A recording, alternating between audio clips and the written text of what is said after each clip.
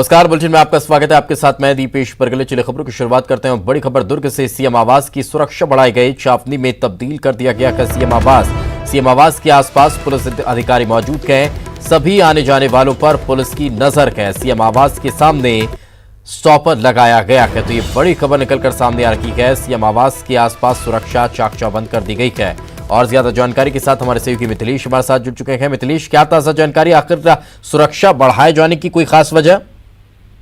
देखिए, जिस तरह से प्रदेश में अभी आयकर विभाग की जगह दबिश दी जा रही है, उसी कड़ी में भिलाई दुर्ग भी इससे अछूता नहीं। यहाँ पर भी लगातार जो सीएम के करीबी हैं उनके यहाँ पर दबिश दी गई है। सौम्या चौरसिया जो नियुक्त सचिव थी मुख्यमंत्री सचिवालय में उप सचिव है, उनके यहाँ भी जो दबिश दी गई थी और लगातार ये कार्रवाई चल रही है। अभी जिस तरह से आयकर विभाग की टीम यहाँ पर मौजूद है, ऐसे कई बड़े नाम सामने आ रहे हैं जहाँ पर ऐसी सूचना मिल रही थी कि पुलिस आयकर विभाग की वहां पर दबिश हो सकती है। उसी के तहत में आज सीएम हाउस में भी यहाँ पर जो जिला पुलिस के अधिकारी हैं वो यहाँ पर मौजूद है और चारों तरफ के जो रास्ते हैं वहां पर खास निगरानी बरती जा रही है। यदि कोई भी, क्योंकि जिस तरह से सीएम ने ये इस चीज का विरोध भी कर दिया है कि आयकर विभाग की जो कार्रवाई चल रही है, आज रायपुर में बहुत सारी इन्होंने ज्ञापन वगैरह भी दिया है राज्यपाल को, तो उसी के तहत में आज सीएम हाउस की सुरक्षा बढ़ाई गई। यहाँ पर तमाम अधिकारीगण मौजूद हैं।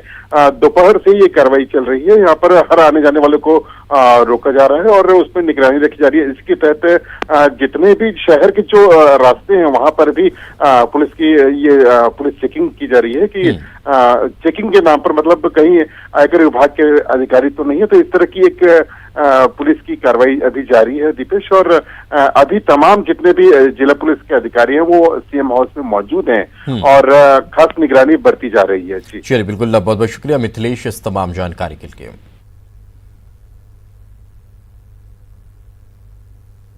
आगे बढ़ते हैं। अगली बड़ी खबर रायपुर से मिल रही है। आपको बता दें, मेयर एजाज ढेबर के घर पर आईटी की कार्रवाई पूर्ण हो चुकी है। अधिकारियों ने ढेबर को घर से बाहर जाने की अनुमति दे दी है। घर के लॉन में समर्थकों से मेयर मिलते हुए नजर आए हैं। 2 दिनों से उनके घर पर आईटी विभाग की टीम कार्रवाई में लगी हुई थी। और ज्यादा जानकारी के साथ इस वक्त हमारे सहयोगी देवव्रत भगत जुड़ चुके हैं। देवव्रत, क्या ताजा जानकारी? जी, जिस तरह से आईटी की लगातार रेड पड़ी है और नामचीन जो चेहरे हैं प्रदेश के, उनके यहाँ ये रेड पड़ी है, उसमें से एक चेहरा रायपुर के मेयर एजाज ढेबर का भी है। और जिस तरह से 2 दिनों तक ये लगातार ये पूरी कार्रवाई हुई है, अभी कार्रवाई जो है वो पूरी हो चुकी है और जो आखिरी फॉर्मेलिटीज जो बचती हैं वही अभी की जा रही है। इसके अलावा कुछ जो दस्तावेज हैं वो सील करके ले अभी अधिकारी जो है वो ले करके जा रहे हैं। हालांकि अब तक के ये खुलासा नहीं हो पाया है कि आखिर कितने की टैक्स चोरी है या फिर कितने की रकम जो है वो पाई गई है। इसका खुलासा अभी तक के आईटी की टीम ने नहीं किया है और ना ही जो है यहाँ पर किसी तरह की कोई खबर आई है कि कुछ जो रकम है वो मेयर के द्वारा सरेंडर की गई है। तो अभी कुल मिलाकर के जो कार्रवाई है ये हुई है और इसके बाद हो सकता है कि इसके बाद जब टीम दिल्ली पहुंचे उसके बाद ये पूरा खुलासा हो क्या। बिल्कुल, लेकिन देवव्रत एजाज ढेबर की बॉडी लैंग्वेज आखिर क्या कह रही थी? 2 दिन तक कार्रवाई चलने के बाद जब वो पहली बार घर से बाहर निकले तब उनकी बॉडी लैंग्वेज किस तरह की थी? ये देखिए, जिस तरह से ये देखा गया कि उन्होंने अनुमति लेकर के ही अपने कुछ समर्थक जो है उनके बाहर डटे हुए थे और इस दौरान उन्होंने अपने समर्थकों को समझाइश दी कि यहाँ पे नारेबाजी किसी तरह की ना करें और जो आईटी अपना काम कर रही है उनको अपना काम करने दें। तो इससे ये समझ में आ रहा है कि फिलहाल वो आईटी की जो कार्रवाई चल रही थी उसको सपोर्ट करते हुए यहाँ पर दिखाई दे रहे थे, लेकिन रकम कितनी हुई है और कितनी बेनामी संपत्ति है, ये इन तमाम चीजों का अब तक के कुछ भी जो है पता नहीं चल पाया है। हालांकि जैसे ही ये कार्रवाई खत्म होगी हम कोशिश करेंगे कि एजाज ढेबर से हमारी बात हो और उसके बाद फिर ये पता चल पाए कि आखिर वो खुद इसके कितना बताते हैं और इस कार्रवाई को लेकर के क्या कहते हैं। क्योंकि बिल्कुल, यानी कि समझा जा सकता है कि अब धीरे धीरे स्पष्ट हो पाएगा कि आखिर इस कार्रवाई से निचोड़ क्या निकलकर सामने आया। बहुत बहुत शुक्रिया देवव्रत इस तमाम जानकारी के लिए। छत्तीसगढ़ में आयकर विभाग की लगातार जारी छापामारी की कार्रवाई पर सीएम भूपेश बघेल समेत पूरा मंत्रिमंडल राज्यपाल अनुसुईया उइके से मुलाकात करने पहुंचा और ताजा स्थिति के बारे में अवगत कराया गया। सीएम ने मामले में राज्यपाल से हस्तक्षेप करने की मांग की है। राज्यपाल से मुलाकात करने के बाद सीएम भूपेश बघेल और मंत्री रविंद्र चौबे ने कहा कि संघीय ढांचे को नुकसान पहुंचाने की कोशिश की जा रही है। लगातार घर से बीजेपी अब माफ कीजिएगा, लगातार हार से बीजेपी बौखला गई है, इसलिए राज्य सरकार को अस्थिर करने की कोशिश की जा रही है। आयकर विभाग की कार्रवाई बदले की भावना से हो रही है। मुख्यमंत्री भूपेश बघेल अपने सारे मंत्रिमंडल के सदस्यों के साथ और साथ ही पीसीसी अध्यक्ष मोहन मरकाम के साथ आए थे राज्यपाल अनुसुईया उइके को मिलने, और उन्होंने ये कहा कि संघीय ढांचा जो है उसके विपरीत काम हो रही है छत्तीसगढ़ में। अगर इनकम टैक्स की छापेमारी कार्रवाई की जा रही है तो ना डीजीपी को इन्फॉर्मेशन दिया जा रहा है, ना ही चीफ सेक्रेटरी को इसकी कोई सूचना है। अगर संघीय ढांचा है, कानून व्यवस्था की बात है, तो राज्य सरकार को कॉन्फिडेंस पे लेना चाहिए, जो नहीं हो रहा है। इसी राजभवन में आए और मुख्यमंत्री और उनके साथ सारे सहकर्मी एक बात किए। उन्होंने ये भी आरोप लगाया है कि बीजेपी सरकार जो दिल्ली में बैठी है वो मुख्यमंत्री की छवि को धूमिल करने की प्रयास कर रही है, और उसी की कड़ी में इस तरह के छापेमारी कार्रवाई की जा रही है। और अभी तक अधिकारी या पूर्व अधिकारी पर छापे की बात थी, अब जिस हिसाब से सीएम सेक्रेटेरिएट में सीएम के डिप्टी सेक्रेटरी पर छापेमारी कार्रवाई की गई है, उसकी भी कड़ी आपत्ति की है मुख्यमंत्री और उनके सदस्यों ने, उनके साथियों ने। और साथ ही कहा है छवि धूमिल करने की या राजनीतिक विद्वेष से सरकार को अस्थिर करने की जो कोशिश है वो नहीं होना चाहिए, और संघीय ढांचा में केंद्र और राज्य दोनों एक दूसरे को सम्मान करना चाहिए। अब देखना होगा आने वाले दिनों में इसके राजनीतिक स्वरूप क्या होता है। साथ ही राजेंद्र के साथ और साथ ही देवव्रत और ममता लांजेवार के साथ प्रकाश चंद्र होता, न्यूज 18 रायपुर।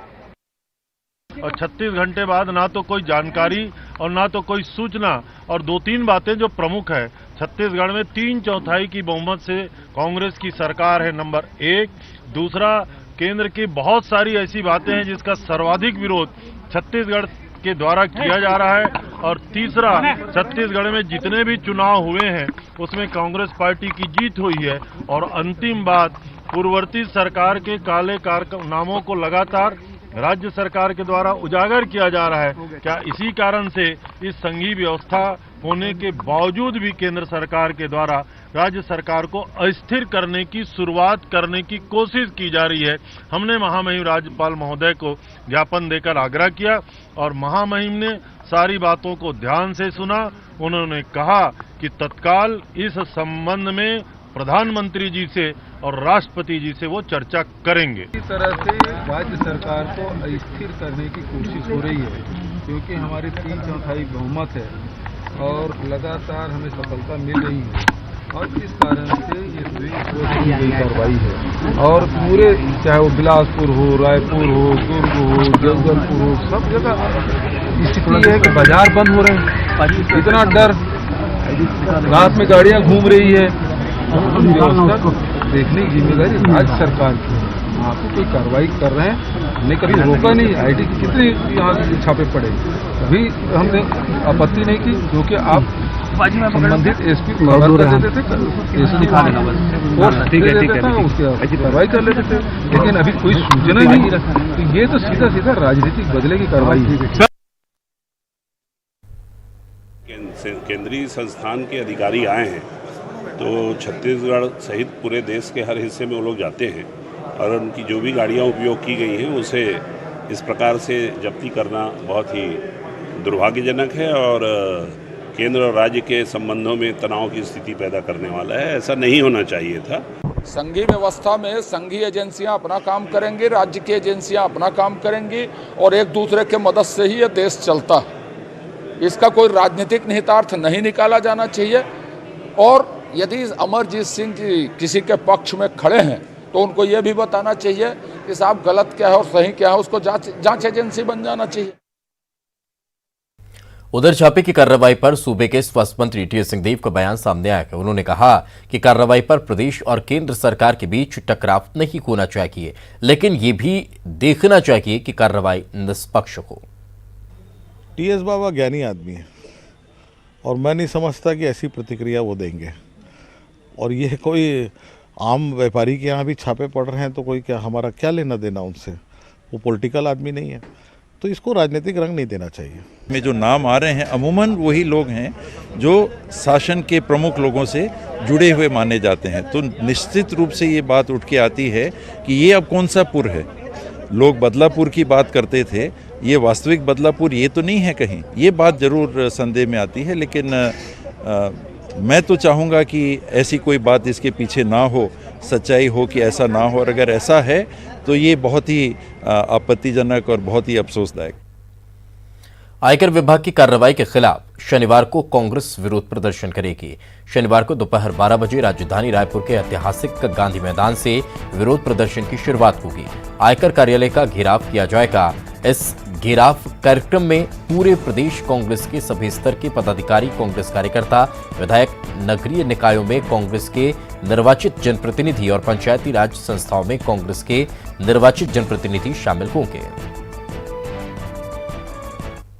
सेंट्रल एजेंसीज के दुरुपयोग के खिलाफ छत्तीसगढ़ के कांग्रेस जन शनिवार 29 फरवरी को दोपहर 12 बजे ऐतिहासिक गांधी मैदान से निकलकर केंद्रीय आयकर के कार्यालय का घेराव करेंगे।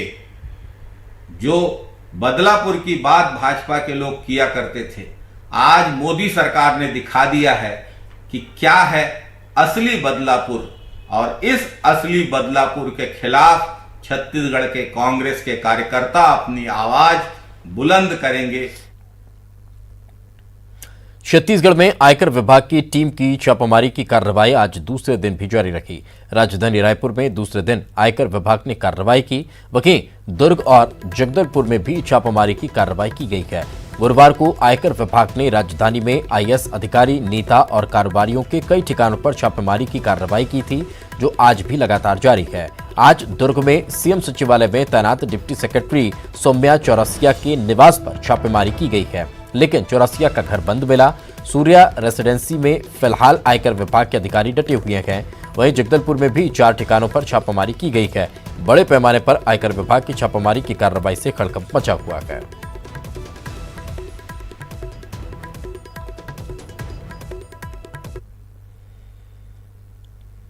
आगे बढ़ते हैं खबर रायपुर से। कल भूपेश कैबिनेट की बैठक होने जा रही है। बजट से पहले ये महत्वपूर्ण बैठक का सीएम आवास पर होगी। बजट पर मंथन इस बैठक में होगा। कई अहम प्रस्तावों पर मंजूरी इस बैठक में मिलेगी। 3 मार्च को बजट पेश होना है। उससे पहले ये बैठक काफी महत्वपूर्ण मानी जा रही है।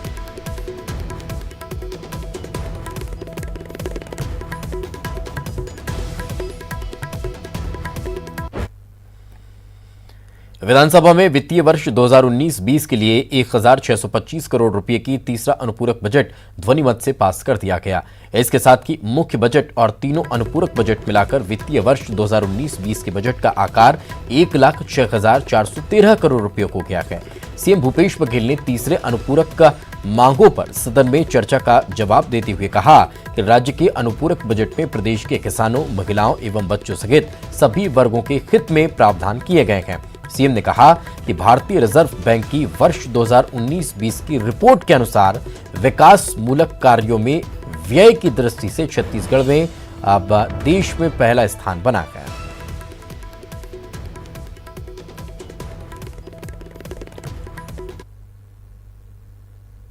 अनुपूरक बजट पर प्रतिक्रिया देते हुए नेता प्रतिपक्ष ने धर्मलाल कौशिक ने अनुपूरक बजट को निराशाजनक करार दिया है। 1625 करोड़ के बजट में 1346 करोड़ केवल राजस्व व्यय है, 138 करोड़ पूंजीगत व्यय, 10% से भी कम की राशि है। इसका दूरगामी जो प्रभाव पड़ेगा तो इस प्रदेश का विकास में कोई लाभ नहीं मिलेगा, ना लोगों को लाभ मिलेगा। बजट के माध्यम से आने वाले समय में, भविष्य में भी प्रदेश को कोई लाभ मिले। और चलिए फिलहाल रुकेंगे एक छोटे से ब्रेक के लिए। ब्रेक के बाद जल्द हाजिर होंगे।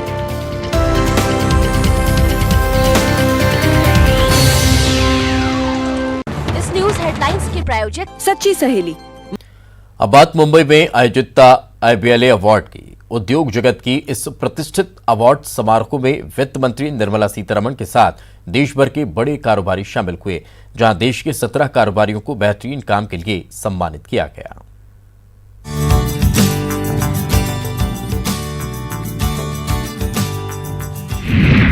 दीपक पारेख को life time achievement award, Satya Nadella को global business icon award, Mukesh Ambani को leader of the decade award. CNBC TV 18 India Business Leader Awards proudly presents the iconic Business Leader of the Decade Award to Mukesh Ambani। इस ऐलान के साथ ही इब्ला award के लिए सजी इस पूरी महफिल में तालियां गूंज उठी और ये तालियां लाजमी भी थीं।